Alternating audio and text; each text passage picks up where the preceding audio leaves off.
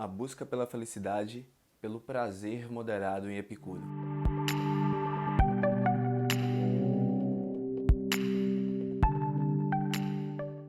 Epicuro, ele é um dos grandes nomes da filosofia grega, né? Mais situada ali no momento helenístico, né?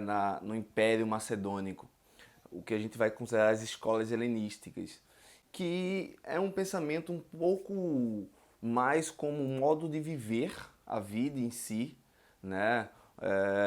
Para alimentar a alma, né? Buscando uma felicidade em vez de um cunho de busca pela verdade, que é do que vinha acontecendo na Grécia Antiga naquele momento, né?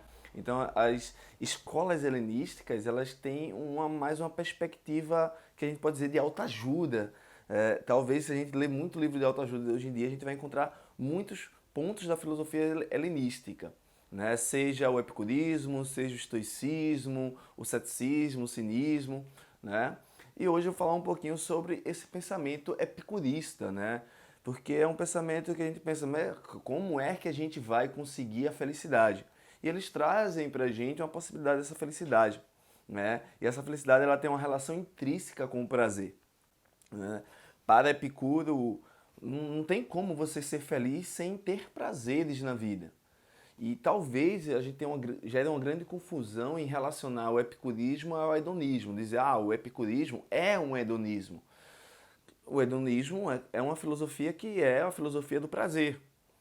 Porém, eu tenho uma diferença que é marcante entre o pensamento de Epicuro e toda a filosofia hedonista, que seria a ideia de que esse prazer não pode ser qualquer um.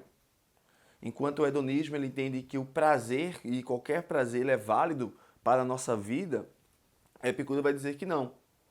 O primeiro ponto é Epicuro é entender que a filosofia ela só serve se for para fazer o bem à alma, né? Então, a ideia do Epicuro é fazer com que a minha vida ela tenha o menor sofrimento possível. Tentar eliminar as dores da vida, né? Ou diminuí-las. Na verdade, porque a dor ela é uma coisa inevitável. Por exemplo, a morte de uma pessoa querida. Você não consegue evitar isso. Isso vai acontecer, porque a morte é uma das nossas certezas. Isso é um ponto que o Epicuro ele trabalha muito bem. Então, a gente não pode evitar essa dor. O que a gente pode fazer é diminuí-la, né? O que a gente pode fazer é conseguir suportá-la. E esse suporte, né, essa eliminação da dor em Epicuro, ela vem através do prazer.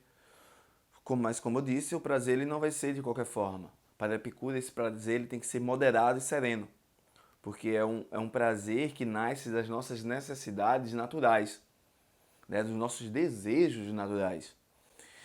E a realização de prazeres que não são naturais, ele, em vez de eliminar a dor, né, de fazer com que a gente suporte essa dor, ela vai trazer para a gente uma dor ainda maior. Porque a alimentação desses desejos não naturais, ela amplifica a ansiedade, ela amplifica a preocupação. E para Epicuro, a vida feliz é uma vida que não tem uma preocupação.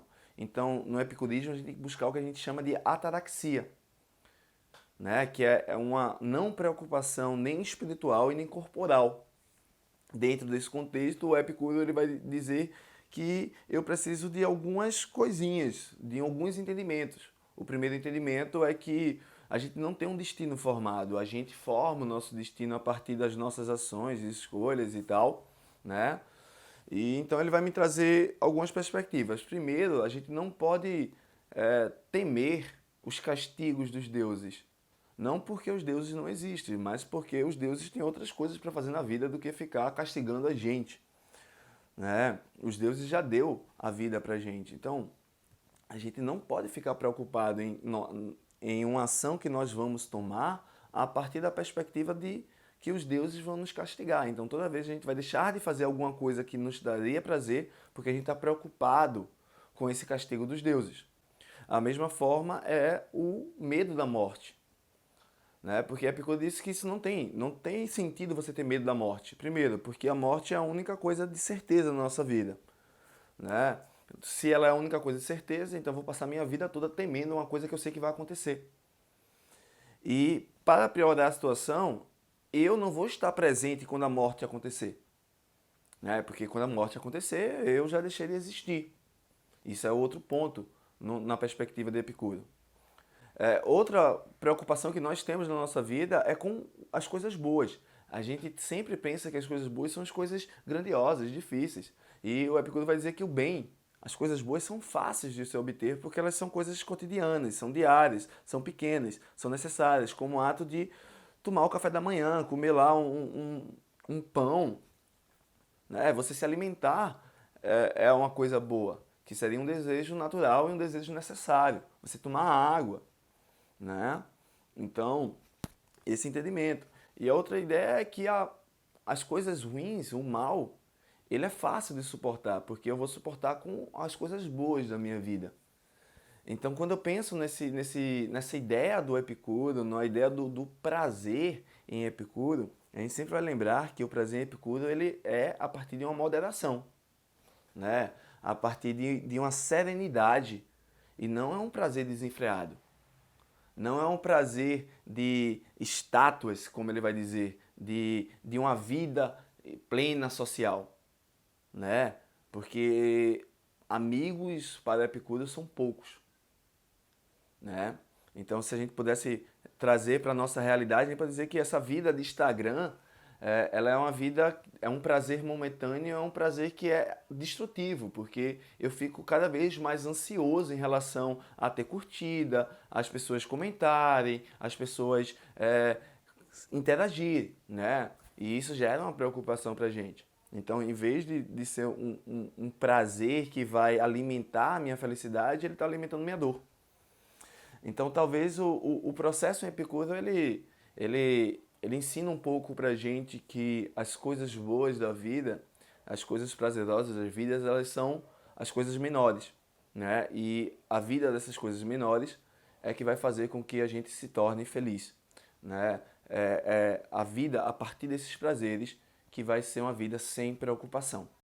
Esses e outros pensamentos vocês encontram aqui, tá? Toda semana no canal Pense Muito. Então, fica ligado.